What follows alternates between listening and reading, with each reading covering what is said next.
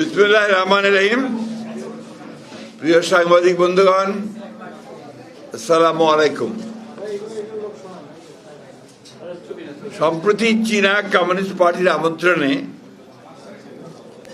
বিএনপির একটি প্রতিনিধি দল চীন সফরে গিয়েছিলেন।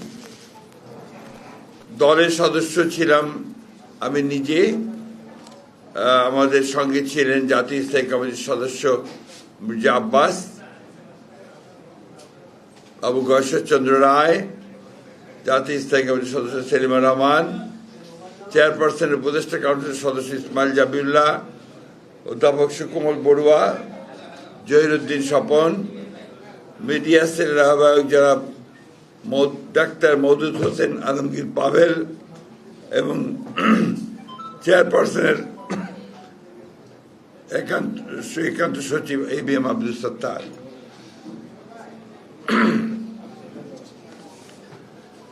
পৃথিবীর বিভিন্ন দেশের রাজনৈতিক দলের সাথে সফর বিনিময় চীনা কমিউনিস্ট পার্টির একটি প্রতিষ্ঠিত ঐতিহ্য।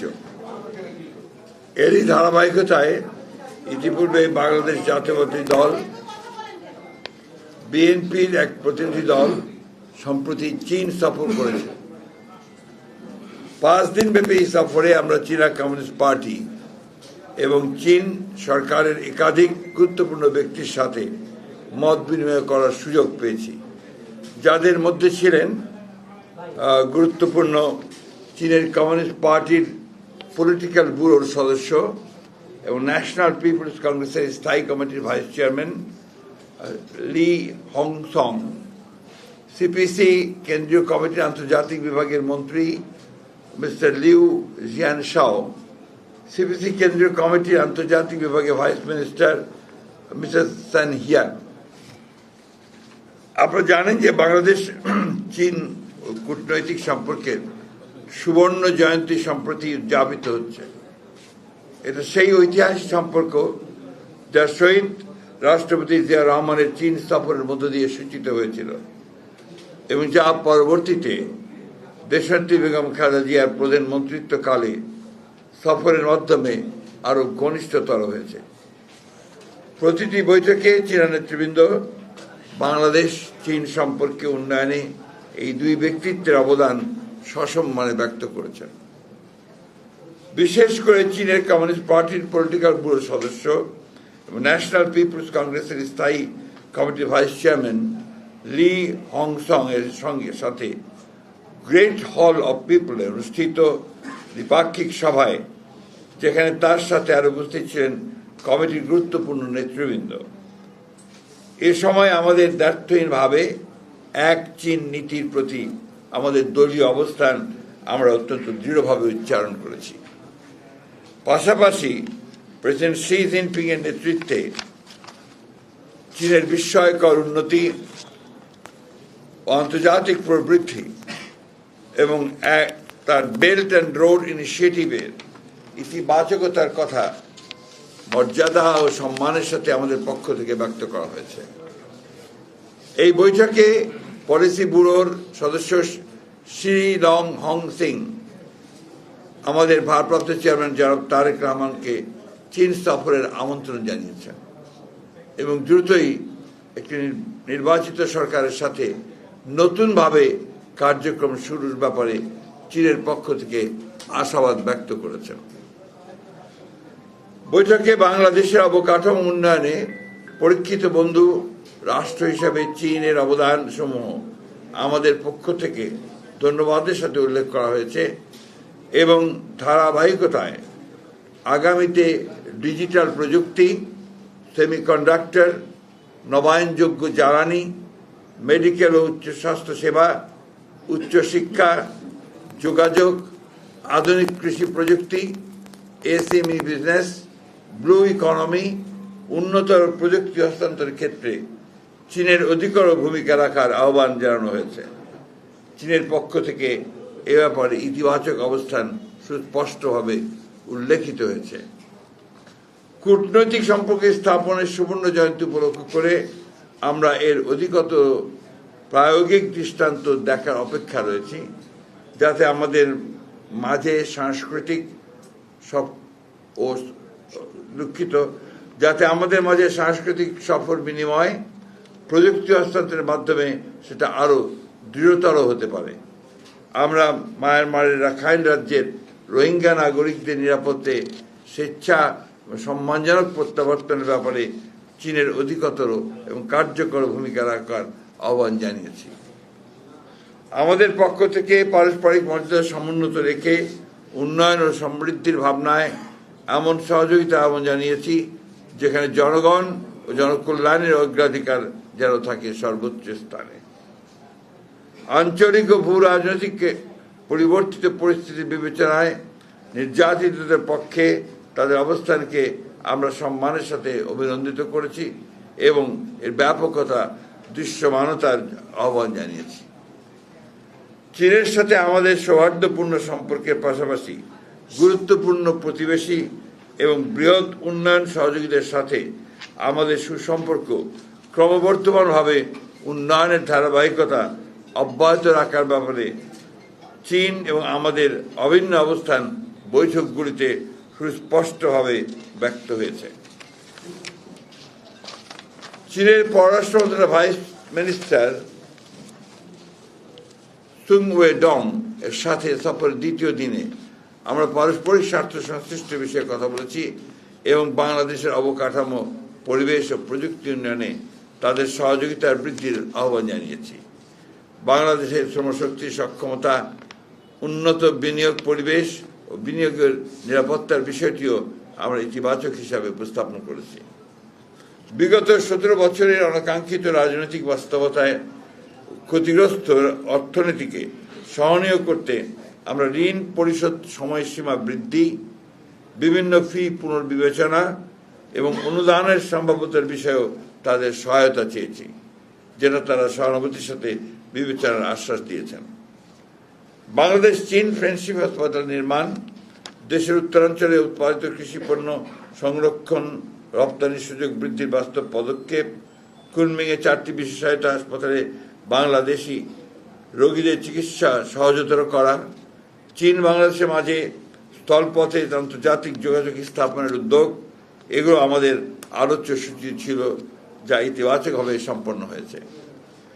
চীনের কমিউনিস্ট পার্টির পক্ষ থেকে 2 বছর মেয়াদী রাজনৈতিক সমঝোতার স্মারক স্বাক্ষরের প্রস্তাব করা হয়েছে, যা আমরা ইতিবাচকভাবে গ্রহণ করেছি।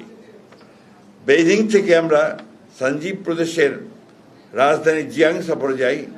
সেখানে আমরা বৈদ্যুতিক গাড়ি প্রস্তুতকারক প্রতিষ্ঠান BYD পরিদর্শন করি। পাশাপাশি তাদের হাইটেক প্রযুক্তি পার্ক জিয়াটং বিশ্ববিদ্যালয়ের পরিদর্শনও আমাদের সফরসূচিতে অন্তর্ভুক্ত ছিল। এখানে প্রায় 50 জন বাংলাদেশি ছাত্র অধ্যয়নরত রয়েছেন। সঞ্জীব প্রদেশে কমিউনিস্ট পার্টির সেক্রেটারির সাথে আমাদের দ্বিপাক্ষিক বৈঠক অনুষ্ঠিত হয়, যেখানে আমরা উচ্চশিক্ষা বিনিময়ে তাদের সাথে গার্মেন্টস শিল্প স্থানান্তরের ক্ষেত্রে বাংলাদেশকে বিবেচনা রাখার প্রস্তাব বিবেচনা করার আহ্বান জানিয়েছি। সফরের অন্যতম গুরুত্বপূর্ণ পর্ব ছিল জিয়ান শহরের তৈরির একটি আদর্শ গ্রাম পরিদর্শন, যে গ্রামবাসী সক্রিয় অংশগ্রহণে তাদের স্বাস্থ্য, শিক্ষা, বিনোদন, কর্মসংস্থানের অপূর্ব সুযোগ সৃষ্টি করেছে। একই সাথে আমরা জিয়ান মহানগরীর একটি কমিউনিটি ইউনিট পরিদর্শন করি, যা স্বেচ্ছাশ্রম ও জনকল্যাণ শিক্ষার একটি সমন্বিত অনুপম উদাহরণ। সার্বিকভাবে এই সফরের মাধ্যমে আমরা এই 2 ভাতৃপ্রতিম দেশের বিদ্যমান বন্ধুত্বপূর্ণ সম্পর্ককে আরও উন্নততর ও ঘনিষ্ঠতা করার সুযোগ পেয়েছি, যা আগামীতে আরও প্রতিষ্ঠিত হবে বলে আমরা আশাবাদী।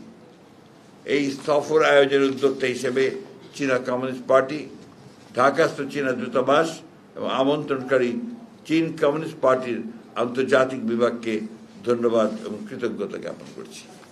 সেই সঙ্গে আমি ব্যক্তিগতভাবে আমার সফর সঙ্গী যারা ছিলেন তাদের সার্বিক সহযোগিতা এবং তাদের যোগ্য যে অংশগ্রহণ এই সফরকে আরও সমৃদ্ধ করেছে বলে আমি বিশ্বাস করি। ধন্যবাদ সকলকে। আসসালামু আলাইকুম। একই চীন ছাড়া আর কোনো সমস্যা না। আজকে চীন ছাড়া আমরা আর কোনো প্রশ্ন নেব না। আপনাদের সফরকালে যে সমস্ত প্রোগ্রাম বললেন আপনারা, তার বাইরে তিস্তা প্রকল্প নিয়ে কোনো আলোচনা হয়েছে? তিস্তা প্রোগ্রাম নিয়ে আমরা আলোচনা করেছি এবং আমরা আমাদের যে মানে প্রয়োজন সেই প্রয়োজনটা আমরা ব্যাখ্যা করেছি এবং তারা এটাতে ইতিবাচকভাবে সাড়াও দিয়েছেন, এটার উপরে তারা কাজ করছেন। আমরা অবশ্যই তাদের যে প্রস্তাব যদি তারা দেয় সে বিষয়টা আমরা ভবিষ্যতে যদি আমরা কখনো সরকার পরিচালনার দায়িত্বে আসি তখন সেটা আমরা অত্যন্ত ইতিবাচকভাবেই দেখব বলে আমরা বলেছি।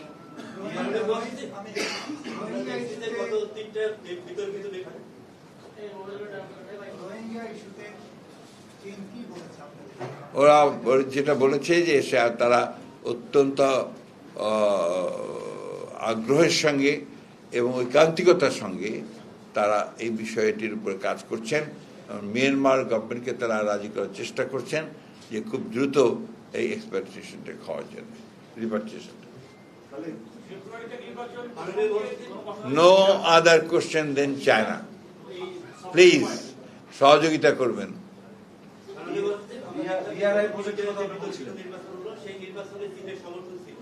গত 5 তারিখের পরে আপনারা 3 বার সফর করছেন।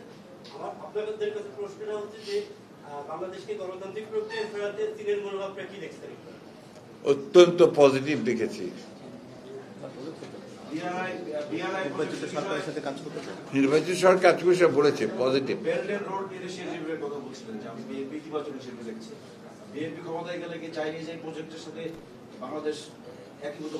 অনেকগুলো কাজই আপনার আছে যেগুলো ইতিমধ্যে হয়েছে, আর যদি তার কোনো কাজ থাকে আমরা সরকার এবং বাংলাদেশ মনে করে যে সেই কাজগুলো বাংলাদেশের জন্য ইতিবাচক হবে তাহলে নিঃসন্দেহে সেটা বিবেচনা করা হবে।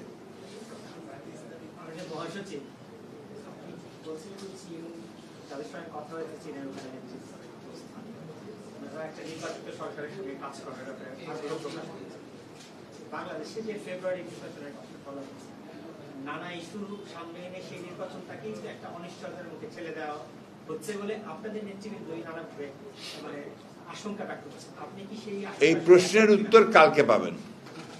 ধন্যবাদ। আজকে চীন ব্যাং ব্যাং ছাড়া আর কোন উত্তর পাবেন না আপনারা। ঠিক আছে। আপনাদের সঙ্গে মানে বলা হয় পার্শ্ববর্তী একটা দেশের সঙ্গে আপনাদের সম্পর্ক, রাজনৈতিক সম্পর্ক বিগত 2 বছরে অতটা টানাপোড়েনের মধ্যে দিয়ে গেছে। সেই দৃষ্টিকোণ থেকে কি আপনারা আসলে মানে চীনের সঙ্গে বন্ধুত্বটা আপনারা আরো দৃঢ় করার চেষ্টা করছেন? চীনের আগ্রহ যথেষ্ট রয়েছে যে আমরা আমাদের প্রতিবেশীদের সঙ্গে সুসম্পর্ক রাখি।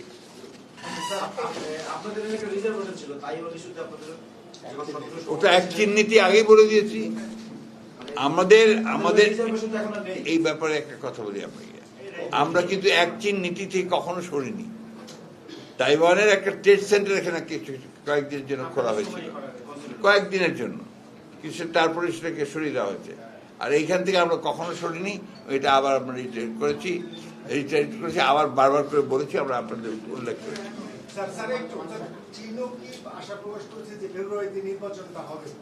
চীন আশা প্রকাশ করার তো প্রয়োজন পড়ে না। চীন আশা প্রকাশ করেছে যে নির্বাচিত সরকারের সঙ্গে তারা আরো গভীর দৃঢ়তার সঙ্গে, আন্তরিকতার সঙ্গে, ভালোবাসার সঙ্গে, প্রেমের সঙ্গে কাজ করবে। Thank you.